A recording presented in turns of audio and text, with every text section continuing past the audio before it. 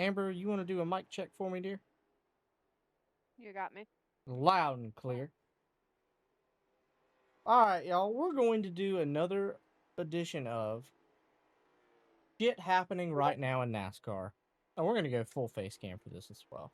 Let's go here and face cam. So, me and Amber had a very lengthy discussion today about what happens, what will the fallout be of 2311 and Front Row Motorsports losing their charters.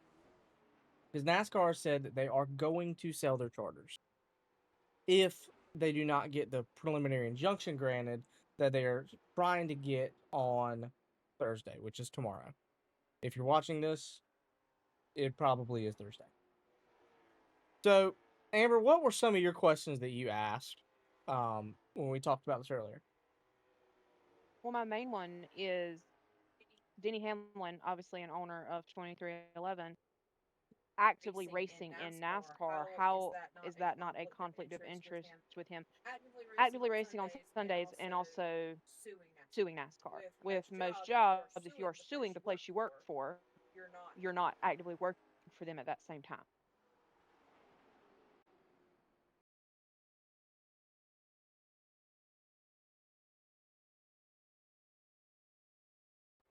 So, I answered that with, well, he's not racing for 2311. He's raced for Jacobs Racing. But I could definitely see how that could be a big conflict of interest, him racing at all in the NASCAR Cup Series. But it kind of is what it is. Do you want to lose one of your top talents who also happens to be a owner but does not drive for the team that he owns? Or do you want to keep your top talent, keep it interesting? And that does bring eyes to the sport. It brings eyes to the sport, which kind of leads me to another thing that I didn't mention it today because I knew you were going to want to talk about this later. But going back to talking about the charters possibly being sold to Junior Motorsports, um, I did see something last night.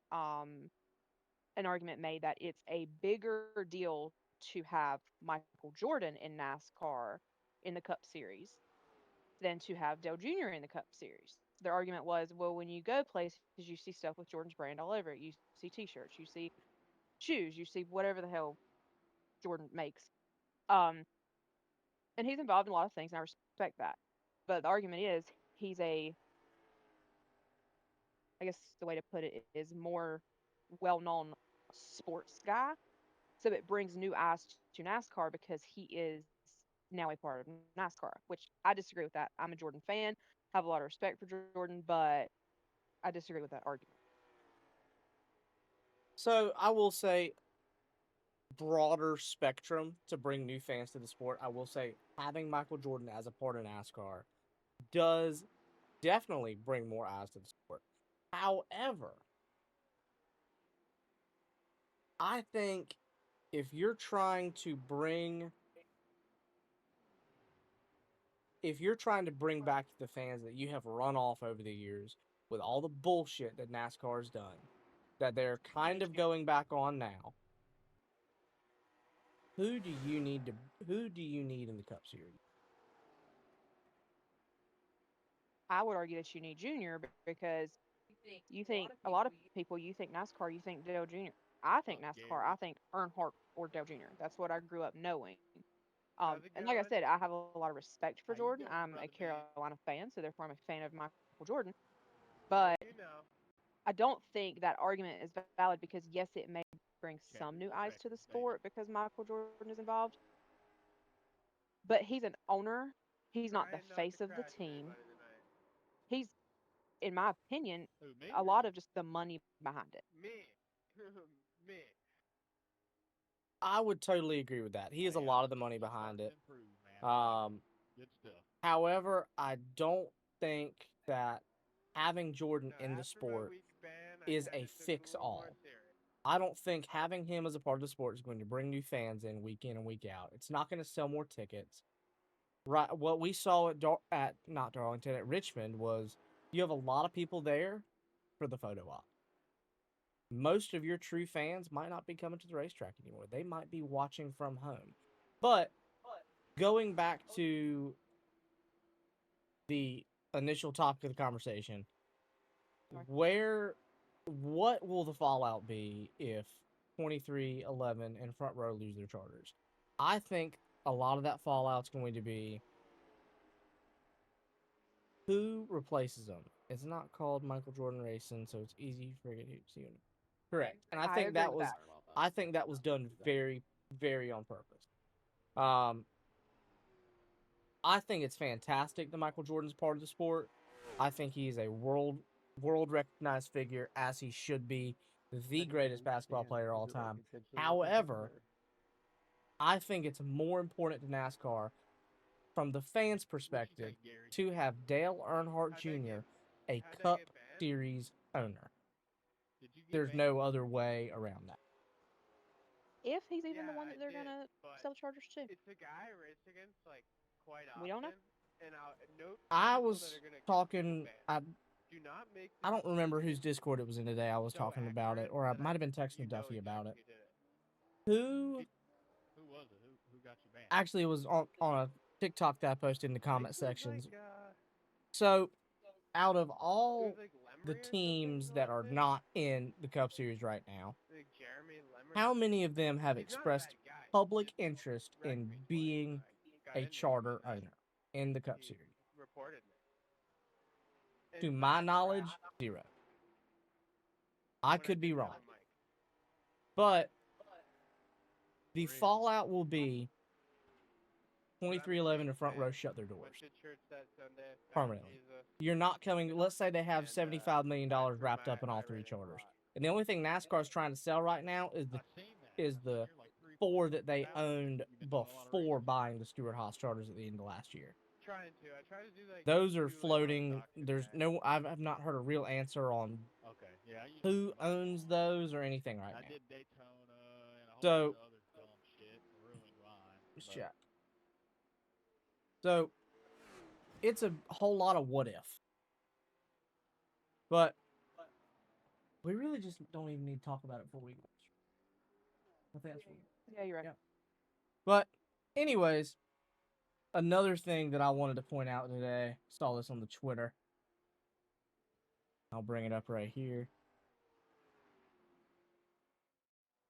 Shane Van Gisbergen is your rookie of the year. Really? First foreign board driver to win rookie of the year since Juan Pablo Montoya in 2007.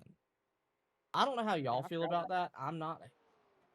I like Shane. Shane's great, but I don't think Shane is an end all be all for the sport. But I digress. I do feel as though, and though he may be getting better, it's like oval racing, but He's really not good at oval racing. I don't think that winning road courses is enough to make you rookie of the year. Correct. And that is how I feel about the Richmond tire. The racing was so good. This right here is exactly how I feel about the Richmond tire. Look at it on your screen right now. Yep, that's how I feel about it. If there's any questions, Christ. concerns, let me know. But yep, that's me right there. Richmond tire and me. Surprise, he's an undercover Swifty. Nope, never said that. Anyways, ooh, Ross Chastain's car for this weekend. That's badass. I I'm haven't sorry. read much about all those situations because I didn't think we'd get this far. What does 23XI want NASCAR to give them? So it's not necessarily give them anything. It is an antitrust lawsuit basically saying, hey, NASCAR is a monopoly and they're not giving the teams what the teams deserve, is kind of the gist of it. Which, And yeah, it's kind of what you signed up for. to that, I will say, welcome to welcome to reality Yep. because everything is for profit. And my example to you was, I work for my job. I produce lots of money for the firm that I work for. I get a small portion of that. It's simply just how the corporate world operates. NASCAR's no different. Yep, I would totally agree with that. But it's kind of what you signed up for. But there's a reason. The main reason the other teams, especially the Hendrick and the Penske and the Gibbs, did not sign or did not join them in this lawsuit is because if their business fails, they shut their doors. That's part of it. Another thing I'd like to quickly point out: Chevy has absolutely dominated the Xfinity Series this year. 1 Ford win, 2 Toyota wins. The Ford win kind of shocked me. Who was the Ford win? Haas won with I don't even remember who their driver is. Pretty sure it's Sam Mayer. But yeah, 1 Ford win, 2 Toyota wins, 20 Chevrolet wins. Love to see it. Absolutely love to see it. Go Team Love that for Chevy. them. And this right here, folks, this is hysterical. And what do you think of it if so? The only reason I know what this is, or I've heard Shake of it, is sexual. because Bubba has said that to me before. And I don't know the meaning behind it, like some sort of a fan. I mean, club. some of your fans are openly calling themselves that. Okay, They're just that's labeling kind of what I themselves that. thought Yeah. based on the Yeah. context of how he said it. But that's okay. If that's how they want to roll. It's cool. Definitely not on my radar. But, I'm happy for him. I have probably the All right, that was very funny. I'm wearing a Chase Elliott shirt tonight, but I just think it's very funny. Are you a Chase sexual? I would not consider myself Chase sexual now. I mean, I think both things can be true. The same way I think other sports leagues monopoly in the U.S., but like you said, you know what you signed up for. Yeah, and the NASCAR business model is very different than, let's say, the NFL business model because they're making money on ticket sales and revenue. NASCAR kind of except for merchandise, because I'm pretty sure teams make a pretty good chunk on merchandise. NASCAR doesn't own these tracks. They're not making money on ticket sales. Teams are making money on ticket sales in the NFL, NBA, MLB, MLS, whatever you want to think. But like I said, that's just simply, this is all opinion based speculation. There's no merit to any of this. There could be, maybe, who knows? But we will come back to this segment after this race. A lot more things to talk about, and I also want to go through and look at paint schemes for this upcoming weekend. But in the meantime, let's go racing. How about it, Amber? Do you want to finish our segment, dear? Sure. Let's finish our segment. All right, folks. So, let's finish our segment of shit happening in NASCAR. I'm going to change camera angles for this. So, we've got Chase Elliott here. This is a tweet from Steven. I'm going to fuck that up, but I'm going to follow this guy. He posts some NASCAR stuff. Chase Elliott was on Bobby Bones' show, told a story I hadn't heard before, said Dale Jr. deserves credit for him switching from the number 24 to the number 9 in his third cup here.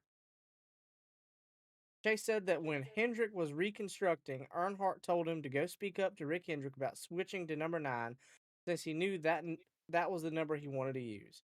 You need to speak up about this right now because you're probably not going to have another opportunity to do it. A deal was worked out by Hendrick to acquire the rights to the number 9 from Richard Petty, and it's been Elliott's ever since. Let's watch this. Like in my case, when I came into Racing Cup, and I've been with Hendrick Motorsports throughout my whole career, Jeff Gordon was retiring, right? So I came in the next year. I was filling in, filling the spot, filling the open seat. So the 24 was the car that I stepped into for those first couple years. I had no tie to the 24 to the number 24 or anything, but that was what it was, and nobody asked, and obviously I was fine with anything at that point. Now later on down the road, I had an option, and 9 was my favorite number, and 9 had some family ties to, and made a lot of sense, so I got to switch. So most of the time, I would say it's more whatever team you're driving for. If they already have a number that's fielded or a number that's been around for a while, you typically kind of get assigned that number. It just kind of happened. The stars aligned up really perfect for me to end up with the 9 that I run now. But that's not I wouldn't say that happens very often, and I was kind of surprised that it even happened in my case. For me, in my case, the 9 was not being used. So It's just floating out there. It's a free agent. That's a free agent number. it was kind of a free agent number. It was owned by Petty Enterprises because Evernham turned into Gillette.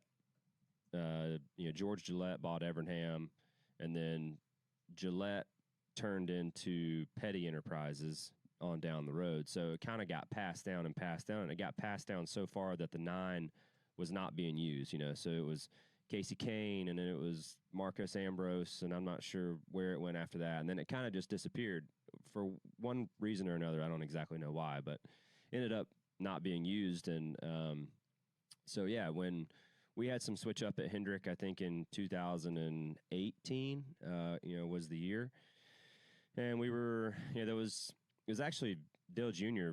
really deserves the credit for the number switch from my perspective because he's like, hey, if you're going to make this change, which kind of he knew I wanted to do it, but I never really said. He's like, hey, you need to speak up about this right now because you're probably not going to have another opportunity to do it. He knew there was some change coming, and yeah, so I kind of, thanks to his nudging, I reached out to the boss and was like, hey, what do you think about doing this? Or can we do this? Is this even possible? So somebody had a conversation with Richard Petty, and he said, hey, you can have it. We're not using it. Totally, totally yours. You have family ties to this number, and it'd be really cool for you guys to to take it if that's what you want to do. So the King let us have it, and we ran with it, which is really pretty neat the way it all worked out. All right.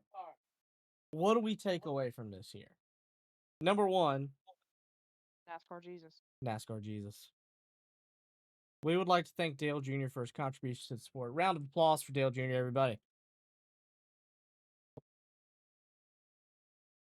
I'm a Chase Elliott fan in the sense of he is a legacy driver. Got the shirt on, using one of his koozies tonight. And in 2020, when I first really came back into watching NASCAR, I loved watching Chase Elliott because he was, I wouldn't necessarily say dominant, but he was fucking fast. And 2020 was a weird year. Really, really weird year for NASCAR because COVID, they cut out practice, cut out qualifying, and your car was only as good as it rolled off the trailer being. So I think that the 2020 year for Chase Elliott is an anomaly. That'll never happen again. His crew members, it was either tire changer or the jack man. His move on pit road at Martinsville saved his season. Put him to the championship for. If that dude didn't get a $100,000 bonus, I don't know another crew member deserving of one more. But I digress. Since then, you see a lot less Chase Elliott stuff. And even in this interview, and I was listening on my way home today, the Teardown with Jeff Gluck and Jordan Bianchi. If you don't listen to it already, it's a fantastic podcast. They dive into and talk a lot, and they talk for 15 minutes or so with every single playoff driver. And I was listening to part one of that. They started off with Austin Cindric. I was about halfway through Chase Elliott. And Chase Elliott, I don't think he loves being a race car driver right now. I really don't. I hate to say it, hate to see it, but I really don't think Chase Elliott loves being a race car driver. Amber, how do you feel about that statement? I'm not gonna say I don't think he loves being a race car driver. I just don't think that he is with his personality. I just don't think. Mm, I don't think he gives a shit about the media side of NASCAR. I think he just wants to get in his car, drive well, and be done. I think he cares. I think he likes being a race car driver. I just don't think that the media is his strong suit. No, I totally agree with that. And Captain Keith, thank you for stopping by. We And appreciate it. I say that because I watch a lot of clips with you that he's in. I see a lot of stuff on social media, and it's like hit or miss on his personality. Like sometimes he sounds great, very enthusiastic, well, moderately enthusiastic for Chase Elliott. And other times he sounds like he doesn't give a shit, and I solely think it's just a media thing. I think it's like that too. Um, Like in my case, Now, when we were at Richmond, we got to see Chase Elliott and Austin Dillon, which that line was much shorter, and Kyle Larson signing autographs. And in my opinion, I get not liking the media stuff. I would probably be the same, not liking the media stuff. Now, I mean, that's crazy because I put myself out there on the internet 6 nights a week. Yeah. Um, but I get myself not liking the media stuff. I get, oh, look, I like talking shit. It's one of my favorite things to do. That's why I'm here. Getting I picked will up on say, that yet. going back to we saw them at Richmond, we were standing there, you were purchasing something at the Kyle Larson hauler while he was signing autographs, and I told you could have just been a bad day. I know he's had a rough time lately. He seemed drier than hell. Kyle Larson, I have not told this story yet, but we had, so what's up, man? Hey, good to see you, buddy. We're just I've started a new segment here. We're talking. It's called "Shit Happening in NASCAR."